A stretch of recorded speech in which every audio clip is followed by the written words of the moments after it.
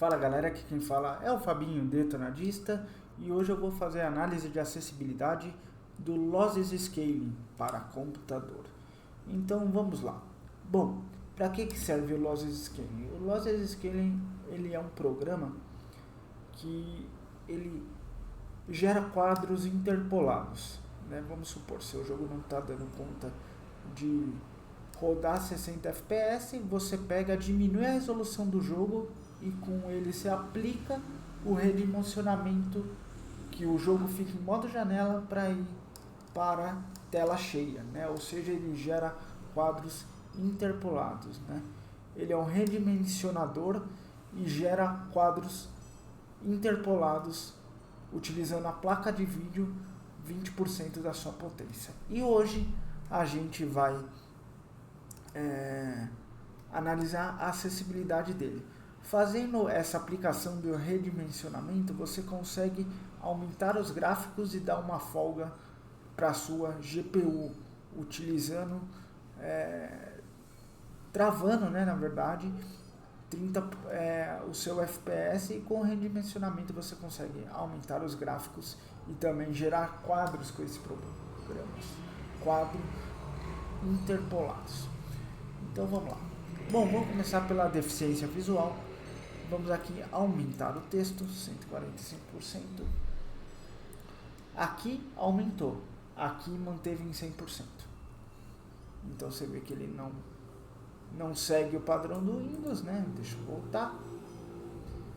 Cursor do texto é compatível, amarelo aqui e aqui também. Lupa também é compatível, né? Você vê, compatível. Alto contraste, ou seja, para quem tem deficiência visual grave, que precisa as cores da interface, né, o design ser mais simples. Vamos ativar.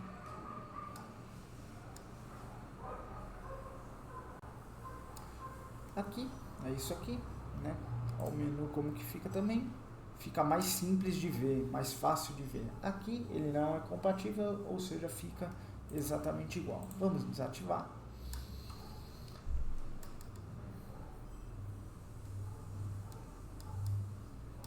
Beleza, agora vamos para o narrador do Windows. Bom, é o seguinte, o que acontece com o narrador? Eu vou ativar ele e aí vou percorrendo com o teclado, né? Inclusive deixa eu deixar o teclado aqui na tela, né? Em primeiro plano, para vocês verem eu pressionando.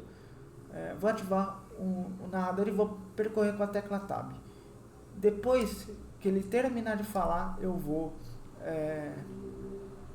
falar o que ele não está lendo e apontando o mouse para vocês verem. Aliás, vamos fazer o seguinte, vim aqui, deixar o mouse um pouquinho grande, dá para ver melhor, em cor amarela para ficar em destaque, acho que assim tá bom. Então vamos lá, vamos ativar o narrador e vou percorrer com o teclado para vocês verem o que acontece.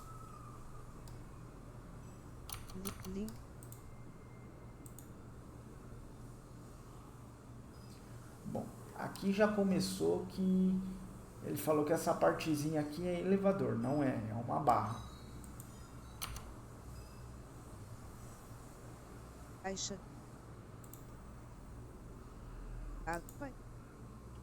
Tá. Então, ele não leu o nome do programa, não leu a parte de perfil padrão, não leu o que é antes do botão, né? No caso, ele não leu geração de quadro, tipo, e ele leu o botão, o modo, né? E se eu clicar aqui, ele vai ler modo X2 e a caixa do submenu, né? Para falar o que o botão faz, mas não vai ler modo, e o resolução de escala, ele só vai ler a barra, não vai ler a palavra. Escalonamento, ele vai pular isso aqui, né? Ele não vai ler, então eu vou mostrar para vocês. Caixa. Types. Tá vendo? Eu cliquei aqui para ele parar de falar, tá? Então ele não leu a palavra escala, nem o tipo, nem a palavra modo, né? Tá vendo? Quadros. Então, aqui ele não leu opção de renderização, modo sincronização ele não leu, só leu o botão e o que faz o botão, né, no balão ali. Latência máxima do quadro, a mesma coisa, ele lê somente o que está na caixa, né? E aqui, compatibilidade com HDR, suporte ao G5 e exibir FPS, ele só lê o botão e fala que está ativado e o que o botão faz. Captura, a mesma coisa, né? API de captura DXVI, e ele vai ler o balão, e aqui, opção do cursor, a mesma coisa, ele vai ler só essas palavras aqui, o botão e o que o botão faz, e se ele está ativado. Ele não vai ler título nenhum, né? Não vai ler título, não vai ler subtítulo, só vai ler o botão e o que o botão faz, infelizmente. Né? Ele não vai falar o que está antes do botão, né? Ele não vai ler. Isso, infelizmente, acontece durante o programa inteiro. Inserir recorte, ele só vai falar se está zero, né? Não vai falar o lado que está, né? Esquerda, direita, para cima, para baixo. Inserir recorte, ele não leu. E comportamento, ele não vai ler modo para múltiplos monitores, só vai ler o botão e vai falar o que o botão faz. Esse botão mais, ele vai ler errado. Esse lápis, quer ver? W.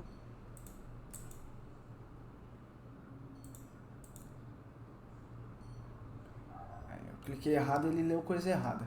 Mas aqui ele leu errado, ou seja, botão mais azul desselecionado, era isso que ele teria que falar. Esse lápis aqui, botão de editar, perfil, ele não leu. Essa lixeira também ele não leu, ele pulou, veio para manual.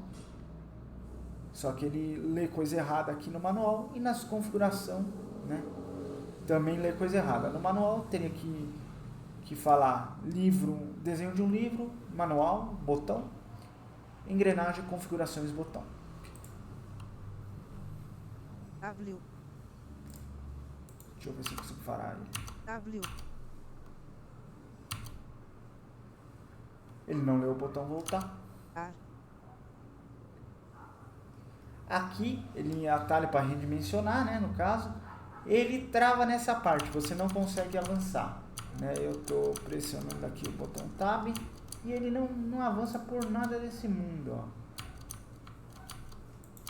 Ó, ele não avança, ele fica travado no Tab, aqui no atalho de configurações. E aqui é a mesma coisa, ele não vai ler essa parte porque essa parte aqui está travada. Bom, vou tirar o narrador, acho que deu para vocês entenderem que ele só lê o que está nos botões e o que faz cada botão e se está ativado ou não, infelizmente.